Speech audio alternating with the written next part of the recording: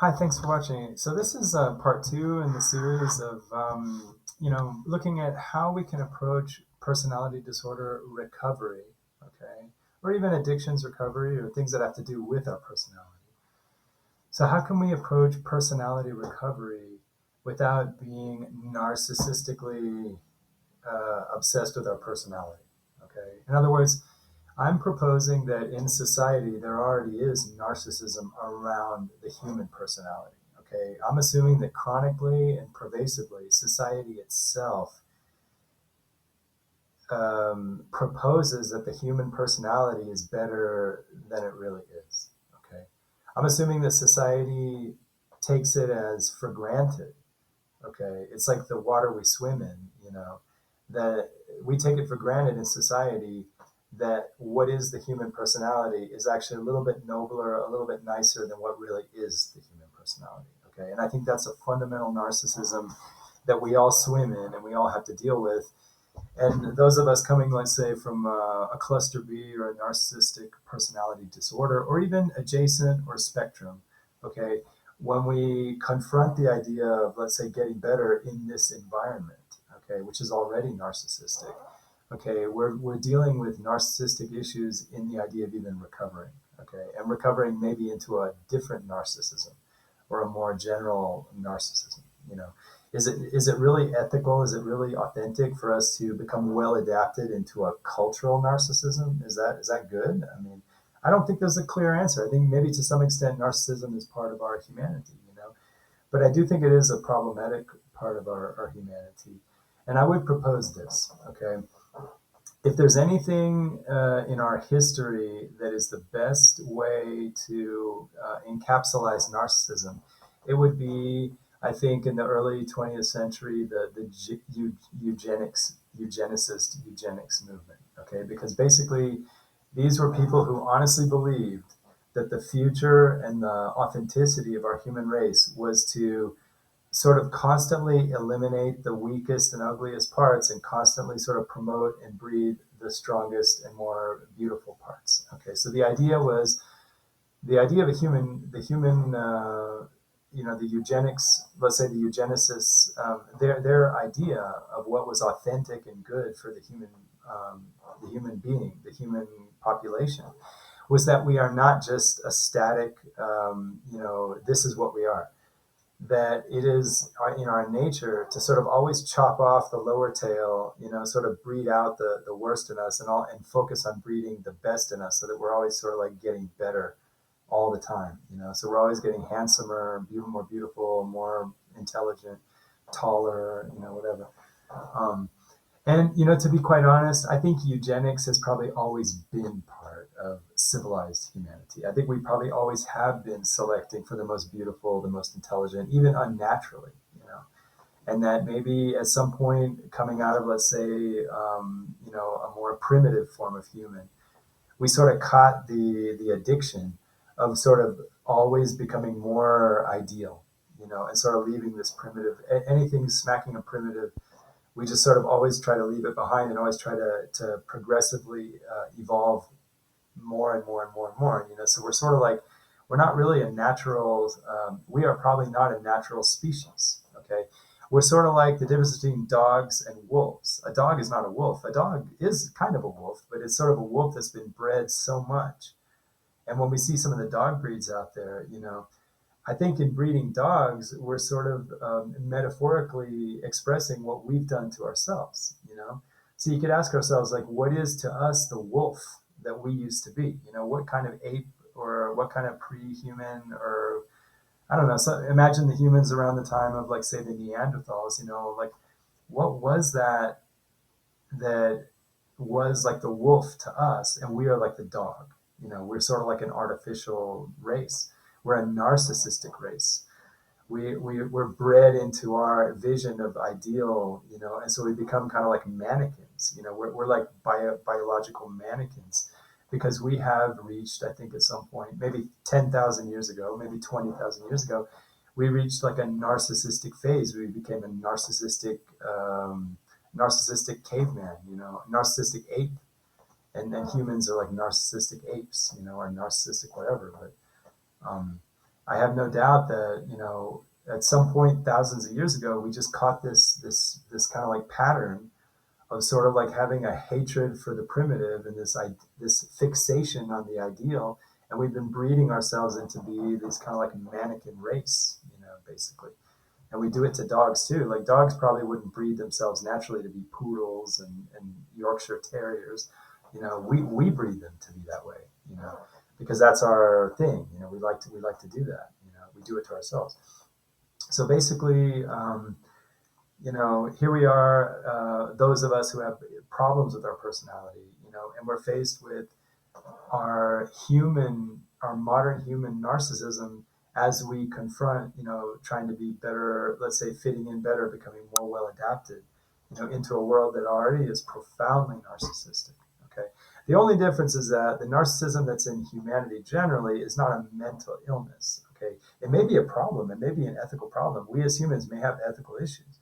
But the mental illness that you see in, let's say, narcissistic personality disorder, that is a behavioral regulation issue where we literally get so caught up in our enthusiasms and our excited states and our activations that we really just kind of lose awareness. And that's kind of like that is really just kind of a neurological issue. Okay, but bottom line is, I think there is major philosophical problem in how do we approach, saying, okay, I have a problem with my personality, and now I want to have a better personality.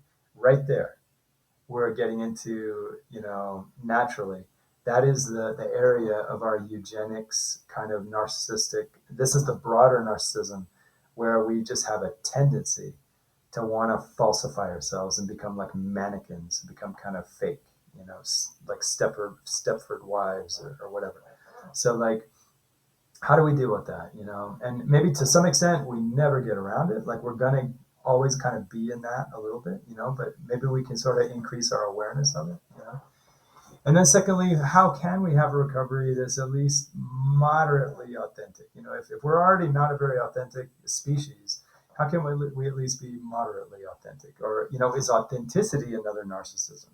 Another ideal that really is, just another bullshit that we put on ourselves, that we're just condemned never to be real. All right. I'll leave that all alone. I mean, we're not going to solve that, but I will share some of the ideas that have occurred to me with no pretense that we're solving the problem. It's just observing the problem, and maybe with no solution. But one thing that I have out of all those meditations, one thing that has come to me is that I really will try not to focus too much on my personality characteristics. Okay. In other words, I take it for granted that probably sometimes I'm impatient. I'm sure of it. I'm sure that sometimes I'm so arrogant. I'm probably just like nails scratching on a chalkboard to some people. Or maybe, I get real opinionated and somebody's like, boy, you sound like you really know what you're talking about, and really irritated because maybe I am like that. But I've just chosen that I'm not going to focus directly on that. It's like I chose not to look at the sun. I'm not going to look at the sun.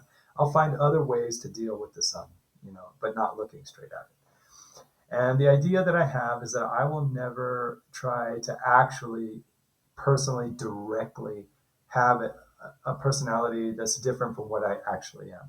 Okay. In other words, I'm not going to try to like move my personality directly. Okay, I will not do that. If I am rude, I'm rude. Okay, now I may not want to be rude in the future, but if I'm going to evolve to maybe not be so rude in the future, I'm going to focus on more fundamental issues without trying to change anything. Okay, that's kind of like the delicate thing. So, like, say, I focus on temperament.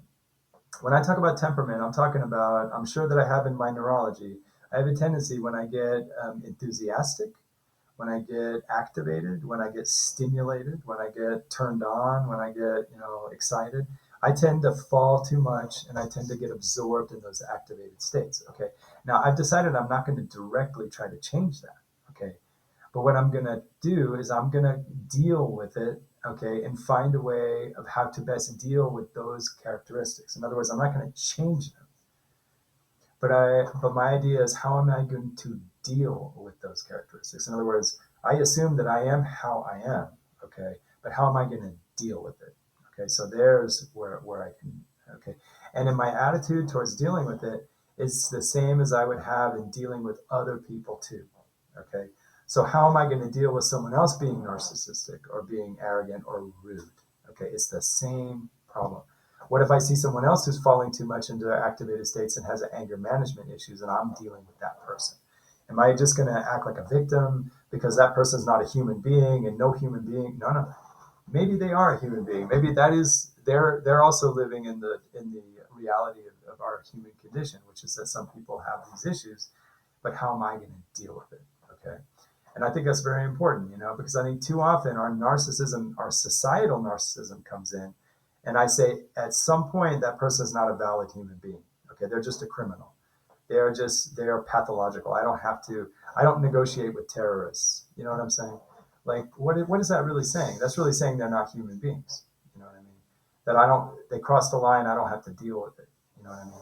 So like, and again, there may be some lines that should be established. I'm not saying there aren't lines, but I'm saying we should examine these things because maybe unconsciously we're imposing a lot of narcissistic patterns, narcissistic kind of procedures into the way that we even approach the idea of recovering from these problems.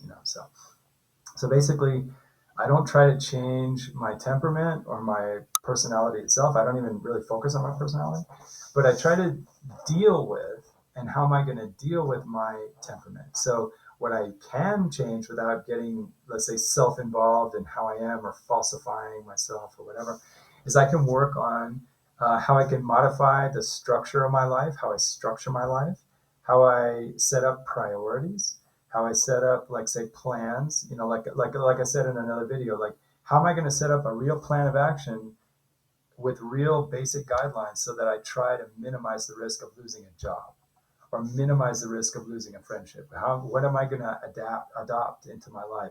Not changing my personality, not changing my temperament, but what I'm going to adopt, maybe a program, okay? Because that's a way of sort of organizing my environment, okay, so that I can minimize the risk of certain issues, knowing how I am, learning how I am, and dealing with how I am.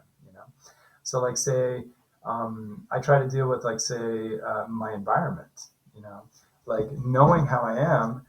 Can I experiment with my environment so that I'm, like, say, paying more attention to things that I normally don't pay attention to? You know what I mean? Like, say, I can set up my environment. So let's say my environment, I do it on purpose because I believe in it. I set up my environment maybe to be a little more boring than it used to be. Okay. A little more like consistent and stable day to day, have my day to day be all the same. Why do I do that? I do that because that will allow me to experience more spaces in between the high spots. Because, like, in the past, I was always getting activated by things. My life was chaotic. There'd be problems in my life. I'd have things falling apart, things, crisis, drama. And so all the drama and crisis was holding me really high, activated. And I didn't have much time to fall into the valleys. Or when I fall into the valley, I would immediately have another issue, and I didn't have enough time in the valleys. Okay. So basically, the circumstances of my life, given my temperament, were not allowing me to get to know how do you say, become familiar with all of my temperament. I was only dealing with the high, activated. So basically, I've set up my environment, and I've sort of set up a structure to my life a little bit, so that I can have more downtime from the activated states, because that's another dimension that I believe has been missing, and I try to work with it, because I believe that can give me more dimension, and it can help me sort of awaken things in me that have been dormant. Okay, in other words, getting to know more of what I'm all about. So it's not like I'm making my personality change. It's more like I'm giving my personality more space to get to know it.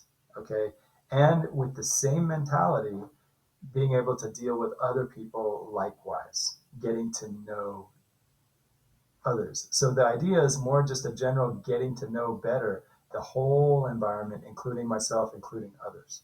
So it's really, I'm not approaching it from how can I change, or how can this change, or how can that change. It's more like getting to know better and giving myself an opportunity to be more of what I am, and also getting to know more about other people. Okay, so the more I get to know about myself, the more I learn about others. You know what I mean? So that's basically the approach is um, basically the approach is, not directly changing who I am or who others are. That's important because sometimes I try to change other people too, but more like getting to know better and how do I deal with what is, without fussing about how it could be different or how I could change it. So I hope that's helpful, and thanks for watching.